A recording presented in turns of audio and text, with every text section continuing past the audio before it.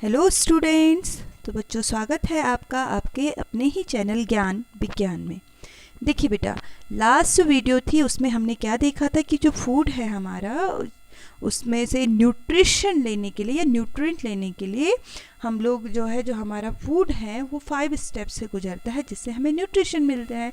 उसमें first process हमने कही थी इंजेशन की, देन थी डाइजेशन की, फिर एब्जॉर्प्शन, एसिमिलेशन, और लास्ट में जो आपका फूड जो वेस्ट रह जाता है अनडाइजेस्टेड फूड है उसे हम एलिमिनेट कर देते हैं बॉडी से बाहर। तो जब फूड एसिमिलाइज हो जाता है, ठीक है, एसिमिलेशन की प्रोसेस इसमें हो जाती है बेटा, तो हम कह सकते हैं कि जो एसिमिलेटेड फूड है इसको यूज करते हैं हम किस चीज़ के लिए, as a fuel to get energy for various life processes. हमारी बॉडी में जितनी भी लाइफ प्रोसेसेस होती हैं, ठीक है, उनके लिए इसे हम यूज़ करते हैं। दौड़ना, भागना, खेलना, कूदना, ये सारी क्या है, these all are the life processes. और फूड से मिलने वाली जो एनर्जी है इसको हम यूज़ करते हैं, ठीक है। अब बात आती है कि ये एनर्जी मिलती कैसे है, किस तरह से मिलती है और कहाँ पे मिलती है। देखो बेटा, जैसे आप लोगों ने देखा कि जो ये फूड है, ठीक है, आपका ये ब्रेक डाउन हो जाता है, यानी कि जो ग्लूकोज है ये टूटता है आपका किस में, आपका एटीपी की फॉर्म में टूटता है, इसे हम आगे देखते हैं। लेकिन जो ग्लूकोज टूटेगा और बॉडी से क्या रिलीज होगी, हमारी एनर्जी रिलीज होती है। But where does it takes place, कहाँ पे ये प्रोसेस होती है? एक्चुअली ये प्रोसेस होती है बेटा हमारी माइटोकॉन्ड्रिया में। आप सब जानते हैं कि हमारी जो बॉडी है ये किससे मिलके बनी है, it is made by cell, और सेल में हमारे डिफरेंट ऑर्गेनेल्स होते हैं। उन्हीं में एक ऑर्गेनेल है हमारा माइटोकॉन्ड्रिया, जहाँ पे रेस्पिरेशन की प्रोसेस होती है, और इस ऑर्गेनेल को हम क्या कहते हैं, it is also called the power house of a cell, इसे हम कहते हैं, ठीक है। तो माइटोकॉन्ड्रिया में ये जो है फंक्शन होता है आपका रेस्पिरेशन का, या जिसको हम क्या कह सकते हैं बच्चों, सेलुलर रेस्पिरेशन जिसे हम कहते हैं। क्या होता है इस प्रोसेस में, देखिए जो फॉर्मूला है इसका क्या होता है, आपका जो फूड है यानी जो ग्लूकोज है, ऑक्सीजन की प्रेजेंस में, इन द प्रेजेंस ऑफ ऑक्सीजन ये ब्रेक डाउन होता है बेटा, और आपका क्या रिलीज होता है, कार्बन डाइऑक्साइड रिलीज होती है, वाटर रिलीज होता है, और आपकी एनर्जी रिलीज होती है एटीपी के फॉर्म में। अब ये एटीपी क्या है, आप बार बार बोल रहे होंगे कि मैम एटीपी बोल रही है, क्या है। तो पहले देख लेते हैं सेलुलर रेस्पिरेशन कहाँ होता है। हमने कहा था सेलुलर रेस्पिरेशन होता है सेल में, जैसे ये क्या है, इट इज़ अ सेल, ठीक है। ये क्या है, फूड, ये क्या है, ऑक्सीजन। तो देखो बेटा, ये ऑक्सीजन भी जो है ब्लड हमारी सेल के अंदर ले गया, जानते हैं आप। फूड भी बहुत सिंपल होके जो है न्यूट्रिएंट्स जो हैं इसके कहाँ चले जाएंगे, हमारी सेल के अंदर पहुंच जाएंगे। और सेल में एक ऑर्गेनेल है हमारा क्या, माइटोकॉन्ड्रिया। देखो इसका ये बड़ा डायग्राम यहाँ पे बना रखा है आपका माइटोकॉन्ड्रिया का। तो माइटोकॉन्ड्रिया में क्या होता है बेटा, पहले जो रिएक्शन है आपकी वो तो साइटोप्लाज्म में होती है, सेल में। सेल में जैसे ये सेल है, ये साइटोप्लाज्म है, जहाँ पे जो फूड है वो आपका पायरुवेट में ब्रेक डाउन होता है। And then in the presence of oxygen, अगर ऑक्सीजन प्रेजेंट है तो ये कहाँ पहुँच जाता है बेटा, फूड हमारी माइटोकॉन्ड्रिया में चले जाता है, ठीक है। और यहाँ पे देख लो, ये माइटोकॉन्ड्रिया में ये ग्लूकोज है, फूड जो है आपका ये सेल के बाहर है, ठीक है। ये पायरुवेट में टूटता है आपका, ये जो प्रोसेस है पायरुवेट में टूटना, ये साइटोप्लाज्म में ही होती है, ठीक है। देन ये जो पायरुवेट एसिड है ये कहाँ पहुँचता है बेटा, माइटोकॉन्ड्रिया में, जहाँ पे आपकी कौन सी साइकिल चलती है, क्रेब्स साइकिल चलती है।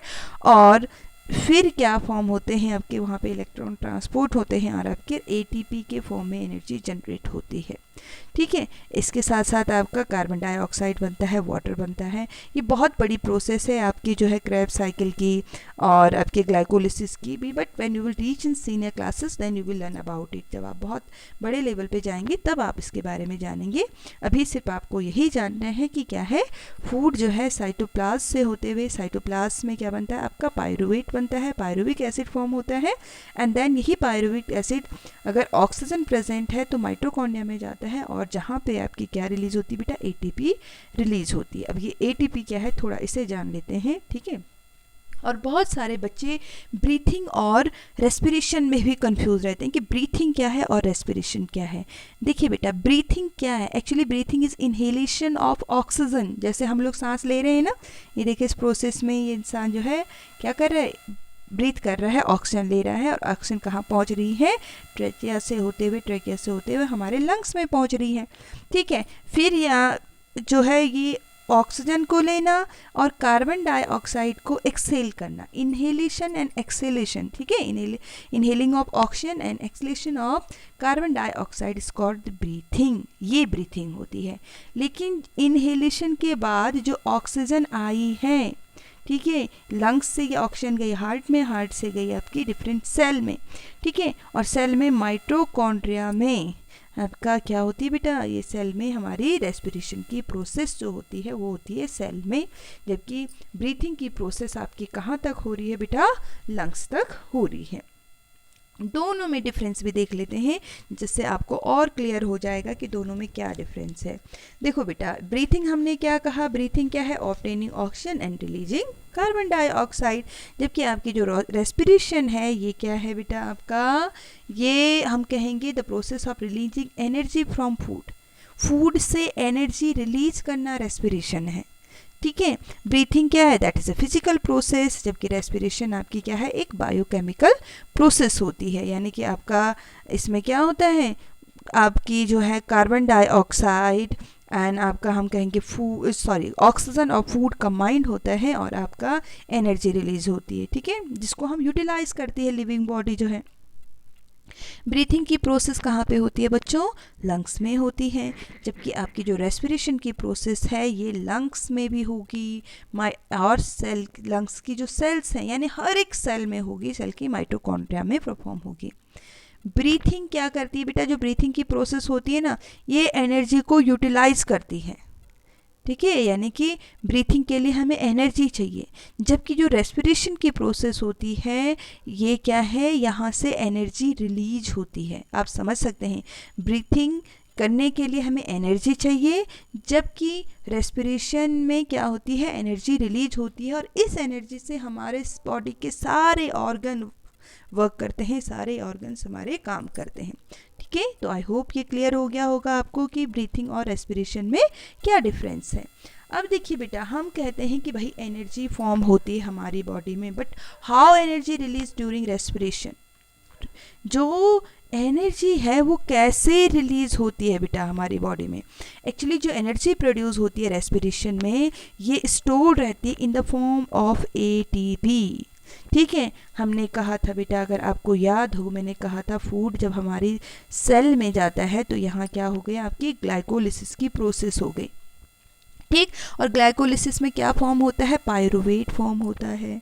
ठीक है, और ये जो पायरुवेट है ये अगर ऑक्सीजन प्रेजेंट है बॉडी में तो ये जाएगा माइटोकॉन्ड्रिया में, और जहाँ पे क्या होगी आपकी, क्या रिलीज होगी बेटा, एटीपी रिलीज होती है, यानी कि एनर्जी रिलीज होती है हमारी। ठीक है, अब जो ये एटीपी है, अगर इसको देखें तो क्या है ये एटीपी, बार बार एटीपी एटीपी एटीपी, क्या है एटीपी, एक्चुअली ये क्या है बेटा, it is a form of stored energy. जो पोटेंशियल एनर्जी है वो स्टोर रहती है इस फॉर्म में, जिसे हम क्या कहते हैं, adenosine triphosphate. It is a full form of ATP. अगर देखो आप, एडिनोसिन ट्राइफॉस्फेट, जिसमें क्या है बेटा, एक मॉलिक्यूल आपका एडेनिन का है एंड 3 आपके फॉस्फेट के हैं, और तीनों जो ये फॉस्फेट के मॉलिक्यूल हैं आप देखेंगे ये कनेक्टेड हैं आपस में, किससे, एक केमिकल बॉन्ड से, जो एनर्जी को स्टोर करते हैं।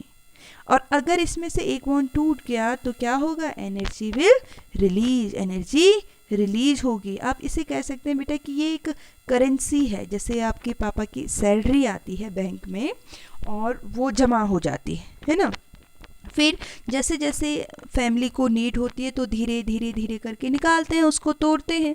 ठीक है, तो ऐसी ही है ये जो एटीपी है, हम कह सकते हैं कि ये एक स्टोर्ड एनर्जी है हमारी बॉडी की। ठीक है, लेकिन जब ज़रूरत होगी तो फॉस्फेट का एक मॉलिक्यूल टूटेगा और एनर्जी रिलीज़ होगी, जिसको हम यूज़ करेंगे। कब कब ज़रूरत होती है इसकी, कैसे ये साइकिल चलती है, देखो, the energy stored in ATP release when a phosphate group is removed from the molecule. मैंने आपसे कहा था ना कि देखो ये क्या है, ये एडेनिन है और ये 3 मॉलिक्यूल्स हैं आपके फॉस्फेट के। तो जब एक ये रिलीज होगा वहाँ से फॉस्फेट का ग्रुप, तो क्या होगा बेटा, ये बहुत ईजिली ब्रोक हो जाते हैं, बहुत ईजिली टूट जाते हैं। तो आपकी क्या रिलीज होगी, देखो एनर्जी फॉर्म होगी। और अब ये एटीपी से क्या बन गया, एडीपी। एडीपी यानी कि एडिनोसिन डाइफॉस्फेट, फॉस्फेट के अब इसमें 2 मॉलिक्यूल हैं, ठीक है। तो एटीपी से आपके क्या बन गया, एटीपी बन गया एडिनोसिन डाइफॉस्फेट, और ये सीधे साइटोप्लाज्म में आएगा और आपकी क्या रिलीज हो जाएगी, एनर्जी रिलीज हो जाएगी। एडीपी क्या है, it is a lower energy molecule than ATP, क्योंकि इसमें कितने फॉस्फेट का मॉलिक्यूल है, ओनली 2 फॉस्फेट ग्रुप है, इसलिए इसमें कम एनर्जी होती है, ठीक है। और हम कह सकते हैं कि एटीपी कैसे बनती है, आपकी ADP plus phosphate plus energy available for sale process. जो भी एनर्जी अगर हमें बॉडी में मिलती है, एडीपी है, वो कंबाइंड हो जाते हैं और फिर क्या बनाते हैं, आपके एटीपी को फॉर्म करते हैं या एडिनोसिन ट्राइफॉस्फेट बनाते हैं। देखो ये जो प्रोसेस है ये कंटिन्यू हमारी बॉडी में चलती रहती है बेटा। क्या होगा, this forms a continuous cycle, एक कंटिन्यूस साइकिल चलती है बॉडी में, एटीपी से एडीपी, एडीपी से एटीपी, फिर एडीपी, ठीक है। स्टोर एंड रिलीज, मैंने कहा ना जैसे सैलरी होती है, आ रही है बैंक में, उसको थोड़ा हम यूज़ कर रहे हैं, यूज़ कर रहे हैं, यूज़ कर रहे हैं, यूज़ कर रहे हैं, थोड़ा बच गई, फिर अगले महीने फिर आएगी, फिर यूज़ कर रहे हैं, यूज़ कर रहे हैं। तो ऐसे ही फॉर्म में चलती है। देखो ये ग्लूकोज है, जैसे ही हमारी बॉडी में ग्लूकोज पहुंचा, रेस्पिरेशन की प्रोसेस हुई, तो क्या बना आपका एटीपी एंड प्लस ये कंबाइन हो जाते हैं फॉस्फेट ग्रुप, ठीक है। या एटीपी बन गया आपका उसमें माइटोकॉन्ड्रिया में, और ये एटीपी है ये टूट जाता है जब एनर्जी की नीड होती है हमें किसी एक्टिविटी को करने के लिए, जैसे कुछ काम करना हमें, ठीक है, मसल्स का कॉन्ट्रैक्शन, रिलैक्शन, कोई भी फंक्शन करना है, तो ये एटीपी से एक फॉस्फेट का मॉलिक्यूल टूट जाएगा आपका और एनर्जी रिलीज होगी। इस एनर्जी को हम यूटिलाइज करेंगे डिफरेंट फंक्शन को करने के लिए। अब देखिए बेटा, जो ये हम बात कर रहे हैं कि इस तरह से रिलीज होती है, ऐसे हमारी बॉडी को एनर्जी मिलती है। हम कह सकते हैं the energy stored in ATP is used by the body cells for various purpose like contraction of muscles, conduction of nerve impulses, and synthesizing of protein and many other activities related to the functioning of a cell, ठीक है। यानी कि हमारी body में, हमारे sales में जितनी functioning हो रही है, हमारे जितने ऑर्गन काम कर रहे हैं, जितने इंटरनल हो ऑर्गन हो, एक्सटर्नल ऑर्गन हो, सारे इसी एनर्जी की वजह से कर रहे हैं, एटीपी की वजह से कर रहे हैं, यहीं पे एनर्जी स्टोर होती है। लेकिन यहाँ पे हमें कुछ पॉइंट और भी डिस्कस करने हैं। क्या पॉइंट है ये, देखो बेटा, ये जो हम बात कर रहे हैं कि एनर्जी रिलीज होती है, ये कहाँ से होती है बेटा, it is release from glucose. और ग्लूकोज है क्या, एक्चुअली ग्लूकोज क्या है बेटा, it is a 6 carbon atom compound. अगर आप देखो इसमें कार्बन के 6 एटम हैं, 1 2 3 4 5 6, ठीक है। कितने कंपाउंड है कार्बन के, आपके इसमें 6 कंपाउंड हैं। हम कह सकते हैं it is a simple food which is oxidize in the cells, ठीक है, ऑफ ऑर्गेनिजम्स ड्यूरिंग रेस्पिरेशन। ये एक सिंपल फूड है जो हमारी सेल में क्या होता है, ऑक्सीडाइज होता है। ऑक्सीडाइज यानी कि ऑक्सीजन के साथ रिएक्शन करता है, कब, रेस्पिरेशन की प्रोसेस में। और जो ये ऑक्सीडेशन है ग्लूकोज का, इससे क्या बनता है बेटा, पायरुवेट फॉर्म होता है। ये जो है ये क्या है, पायरुवेट है, ठीक है। लेकिन जो ये प्रोसेस है, जब ग्लूकोज से पायरुवेट बन रहा है, मैंने कहा था कहाँ बनता है, ये याद करो थोड़ा सा, कहाँ बनता है पायरुवेट, साइटोप्लाज्म में बनता है, ठीक है। तो ये जो पूरी प्रोसेस है इसे हम क्या कहते हैं बेटा, ग्लाइकोलिसिस इसको हम कहते हैं। ग्लूकोज से पायरुवेट बनना क्या है आपका, ग्लाइकोलिसिस की प्रोसेस है। थोड़ा और देखते हैं क्या है भाई ग्लाइकोलिसिस। एक्चुअली ड्यूरिंग ग्लाइकोलिसिस क्या होता है, फर्स्ट मॉलिक्यूल ऑफ ग्लूकोज यानी कि जो 6 कार्बन कंपाउंड मैंने आपको बताए थे, ये ट्रांसफर्ड हो जाते हैं 2 मॉलिक्यूल में, किसके, पायरुविक एसिड में। यानी कि जो पायरुविक एसिड है इसमें कार्बन के कितने कंपाउंड हैं बेटा, 3 कंपाउंड इसमें होते हैं। देखो ये है, अगर आपको दिखाऊं 1 2 3, 3 कंपाउंड हैं। चाहे इधर भी देख लो आप, 1 2 एंड 3, इसमें क्या है, इसमें भी 3 कंपाउंड है कार्बन के, ठीक है। चलिए आगे देखते हैं। तो मैं ये आपको बता दिया कि ग्लाइकोलिसिस क्या है। ग्लाइकोलिसिस यानी कि जहाँ पे आपका ग्लूकोज जिसमें 6 कार्बन कंपाउंड थे ट्रांसफ़र हो रहा है किसमें, 2 मॉलिक्यूल्स ऑफ पायरुवेट एसिड जिसमें कितने कंपाउंड है कार्बन के, 3 कंपाउंड हैं। ये तो हो गया किसके बारे में बात बेटा, आपके ग्लूकोज के बारे में कि क्या है उससे पायरुवेट फॉर्म होते हैं। अब पायरुवेट में भी 3 कार्बन एटम्स होते हैं आपके। लैक्टिक एसिड है, इसमें भी 3 कार्बन कंपाउंड एटम्स होते हैं आपके, ठीक है। अब देखो बेटा, जो ये हम रेस्पिरेशन की बात कर रहे हैं, तो रेस्पिरेशन कहाँ पे होता है बेटा, it takes place in our cells, cells के अंदर होता है, आप सब जानते हैं। लेकिन क्या इसके टाइप्स भी होते हैं, बिल्कुल होते हैं। रेस्पिरेशन के टाइप होते हैं बेटा, जिन्हें हम क्या कहते हैं, एरोबिक रेस्पिरेशन एंड एनाएरोबिक रेस्पिरेशन। ये एरोबिक रेस्पिरेशन क्या है, एनाएरोबिक रेस्पिरेशन क्या है, जरा इसको समझते हैं। एरोबिक, एरोबिक का मीनिंग है, जैसे आप नाम सही जान रहे होंगे, इन द प्रेजेंस ऑफ एयर, यानी कि ऑक्सीजन की प्रेजेंस में जो रेस्पिरेशन होता है बच्चों, उसे हम एरोबिक रेस्पिरेशन कहते हैं।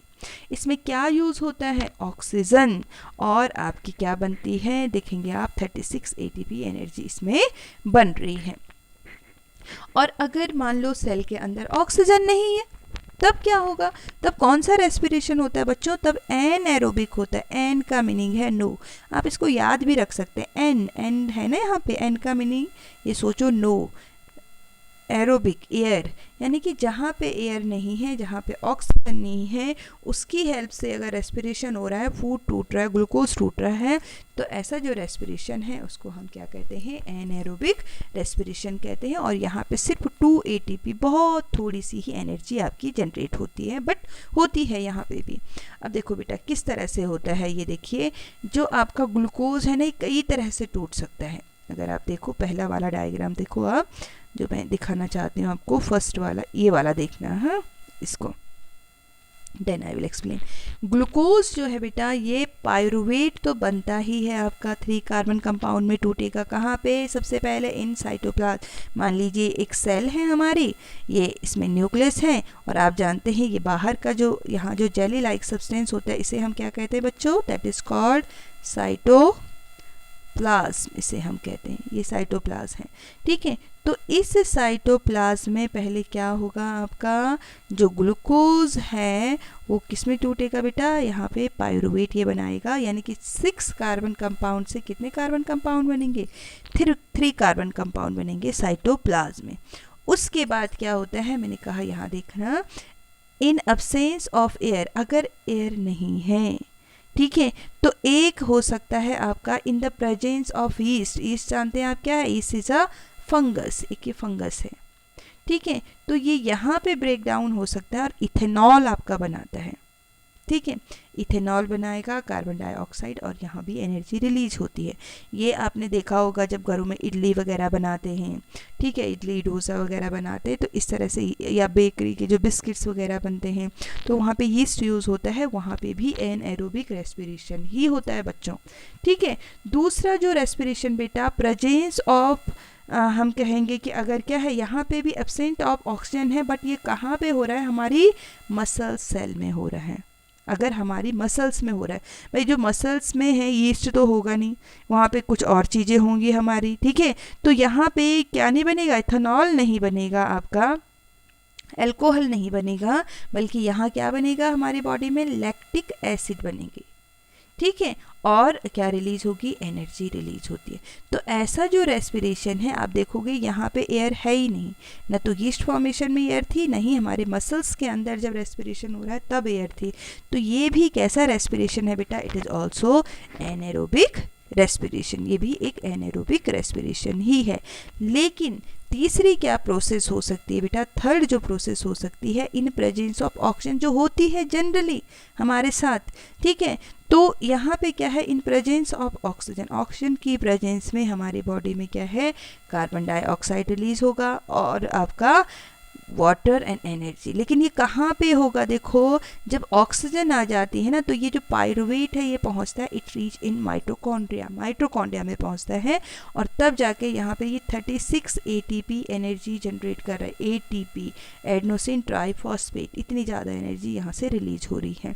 ठीक है, जनरली हमारी बॉडी में क्या होता है बेटा, एरोबिक रेस्पिरेशन ही होता है, बट कभी कभी इन सम केसेस हम कह सकते हैं कभी क्या हो जाता है, हमारी बॉडी में एनएरोबिक रेस्पिरेशन भी होता है।